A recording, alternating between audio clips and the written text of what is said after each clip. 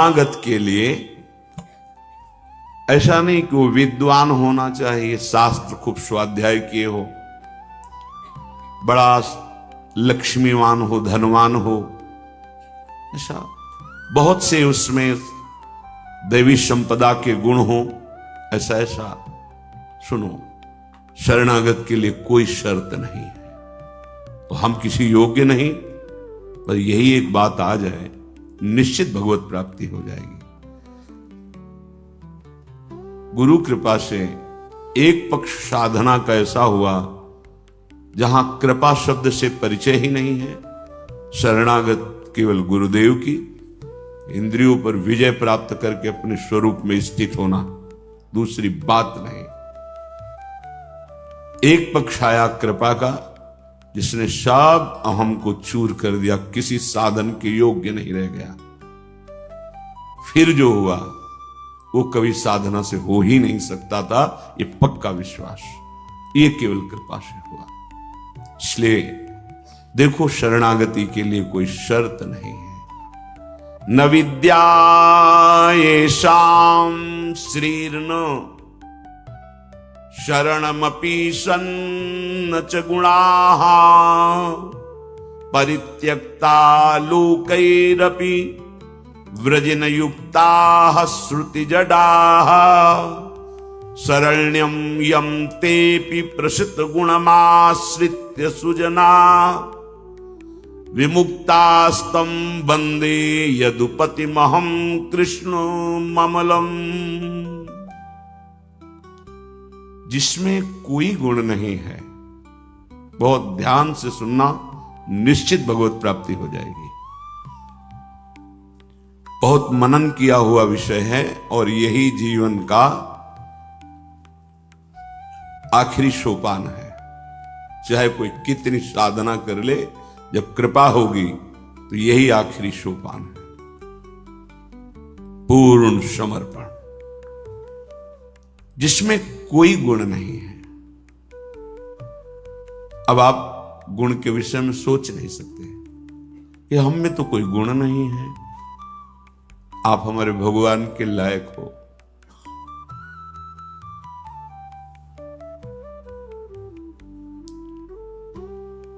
प्रभु जैसा कृपा करने वाला अभी परिचय नहीं मिला है, इसलिए क्यों में नाना प्रकार के आरोप सच्चिदानंद प्रभु में आपकी बुद्धि करके आपको अधर्माचरण में लगाती है।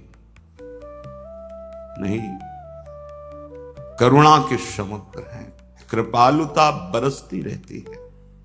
कैसे? न विद्या येषां श्रीर्न शरणमपि सन्न च गुणाः। कोई उसके पास ज्ञान नहीं है, विद्या नहीं है। हम भगवत प्राप्ति की बात कर रहे हैं कि ऐसे को भी शरणागति सीधे भगवान से मिला देती है, जिसके पास कोई विद्या नहीं है। अगर आप बहुत विद्वान हैं और अहम है आपको, तो साधारण भक्ति भी नहीं आएगी, भगवत साक्षात्कार तो बात जाने दो। विद्या रूप महत्व कुल धन यौवन अभिमान, ये षट कंटक देखे जहां राहे न भक्ति निदान। भक्ति आ ही नहीं सकती, थोड़ी बड़ी अगर होगी भी तो चली जाएगी। विद्या का अभिमान जिसके अंदर होता है, भक्ति नहीं होती। मानो जो शरणागत होने जा रहा है उसमें कोई विद्या नहीं है, कोई ज्ञान नहीं है, और ना उसके पास शरीर धन है, वो धनी भी नहीं है, और उसको कोई पसंद नहीं करता है, कोई सहारा नहीं देता। ये बहुत बढ़िया बात है। भगवान कृपा करे और हमें हर जगह से ठोकर मिले, ये बात विषयी पुरुष के समझ में नहीं आएगी। कोई हमें आदर न दे, कोई हमें अपना कहने वाला न हो, तो हमारा मन भाग पड़ेगा गोविंद की तरफ, क्योंकि ये बिना सहारा लिए चल नहीं सकता। हृदय का एक विषय है, वो किसी न किसी का सहारा लेके ही चलता है, किसी व्यसन का, किसी व्यक्ति का, किसी भोग का, किसी न किसी। देख लो आप हृदय से, बस इसके यही सहारे काटने हैं। काटने हैं, और पूर्ण ये सब सहारे एक जगह पूर्ण हो जाए। भगवान का सहारा, लाडली जी का सहारा, जिसके पास न विद्या है, न कोई गुण है, न धन है, और न कोई सहारा देने वाला है, वो जिसकी तरफ देखता है सब ठोकर मार देते हैं। सबने जिसको त्याग दिया है, अगर वो कहीं संत कृपा से भगवान की शरण में आ जाए, ऐसा प्रभु की शरण ले ले, प्रसिद्ध गुण माश्रित सुजना, भगवान उसमें जो सुजन महात्मा जन है, उनमें जो गुण होते हैं वो सब भर देते हैं उस शरणागत में, दिव्यता आ जाती है और विश्व विख्यात उसे कर देते हैं। ये भगवान का शरणम यम तेपी प्रसिद्ध गुणमाश्रित सुजना विमुक्तास्तम, जो बिल्कुल गुणहीन था, धनहीन था, विद्याहीन था, सब ठोकर मारते थे, कोई सहारा देने वाला नहीं था। ये सब इस मानो ये हमारे ही जीवन की बात कही जा रही है। हम सब, अगर आप भ्रम से मान रहे हैं कि आप में कुछ है, अपने तो इस जीवन जो लिखा है वही जीवन था, कुछ नहीं, किसी योग्य नहीं, तो क्या कह रहे हैं? जब भगवान की वो शरण में आया तो सारे वो गुण भर दिए भगवान ने जो एक दिव्य महात्मा में होते हैं। और क्या किया? उसे विश्व विख्यात कर दिया। और क्या किया? बोले विमुक्ताश्रम, जो जीवन मुक्त महापुरुषों की स्थिति, वो स्थिति प्रदान कर दी, किसी अन्य साधन से नहीं, एकमात्र शरणागति से। ऐसे हैं हमारे भगवान श्री कृष्ण। मैं प्रणाम करता हूं। वंदे यदुपति महम कृष्ण ममलम।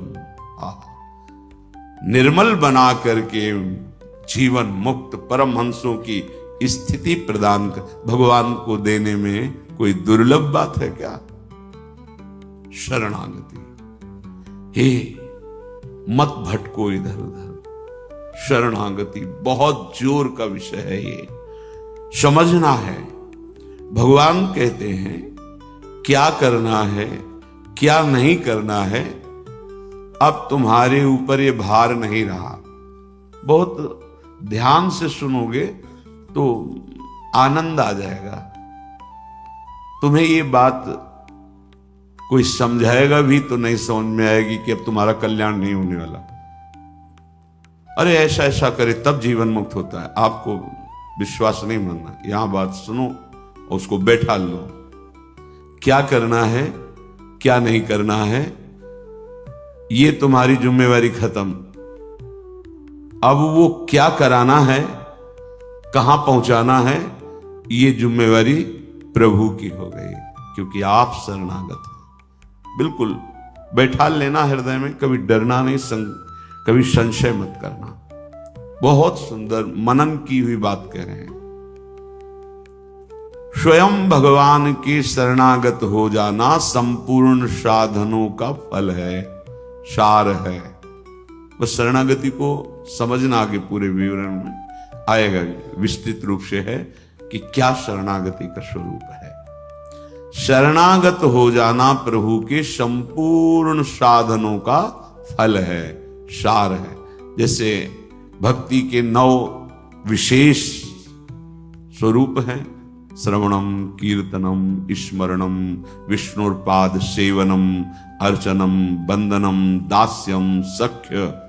पर ये जो 9वां है, ये अष्ट भक्ति का फल है, आत्मसमर्पण, आत्मनिवेदनम, आत्मसमर्पण। अपने आप को प्रभु के हवाले कर देना, अंदर से, हृदय से। आप देखो, ये ऐसा वो परिस्थिति पैदा कर देते हैं या ऐसा ज्ञान दे देते हैं, दोनों बातें उन। पूर्ण समर्पण तभी होता है जब अशरण हो जाता है, हर जगह धक्का कोई सहारा देने वाला नहीं, उसके पास कुछ नहीं। कोई अगर उसकी तरफ से निकलना चाहो तो हटकर दूर खड़ा हो जाएगा, कहीं कुछ मांग न ले, कहीं कुछ कह न दे, ऐसा तिरस्कृत उसे विश्व वंदनी बना देते भगवान। पक्का केवल शरणागति बहुत बड़ा स्वरूप है शरणागति का। ये संपूर्ण साधनों का सार है। शरणागत भक्त को अपने कल्याण के लिए कुछ भी करना शेष नहीं रहता। सुनते जाना। जैसे पतिव्रता शरीर श्रृंगार करती है पति के लिए, पूरे ग्रह की टहल करती है पति सुख के लिए, उसकी एक एक चेष्टा केवल अपने पति के लिए होती है। यहां तक कि वो पूरे कुटुंब का, वो पुत्र पुत्री सबका पालन पोषण केवल पति प्रसन्नता के लिए करती है। ठीक बस ऐसे ही शरणागत का स्वभाव बन जाता है। उसकी शरीर की सारी चेष्टाएं प्रभु को समर्पित, सारी इंद्रियों की चेष्टाएं प्रभु को वो शरणागत है। तभी सेवक जी महाराज कह रहे हैं, हरिवंश पतिव्रत है जिनके, सुख संपत्ति दंपति जो तिनके। वृंदावन में विराजमान सहचरियों के मध्य में प्रिया प्रीतम के प्रति जिसका ऐसा अनन्य भाव, बोले उसको निश्चित प्रिया प्रीतम प्राप्त होते हैं, उनकी सेवा उसको प्राप्त। ये बहुत बड़ी बात है। ज्ञान निधि, वैराग्य निधि, बड़े बड़े महापुरुष जब थोड़ा सा रस का श्रवण हुआ तो आकांक्षाएं जागृत हो जाती हैं। हरिराम व्यास जी जिसे पद में कह रहे हैं, किशोरी तेरे चरणन की रज पाऊं, बैठी रहूं कुंजन के कोने, श्याम राधिका गाऊं। जो रज शिव सनकादिक याचत, जिस रस के किनका को श्रवण करके याचना करते हैं कि अगर रज मिल गई तो प्रेम मिल जाएगा, प्रेम मिल गया तो प्रिया प्रीतम मिल जाएंगे। ज्ञान समुद्र है भगवान शिव, ब्रह्मा जी परम ज्ञान समुद्र हैं। संपूर्ण सृष्टि का सृजन, ज्ञान विज्ञान उन्हीं की तो देन है। शरणागत भक्त शरीर को सुखपूर्वक रखता है, नहाना धोना कपड़ा सब।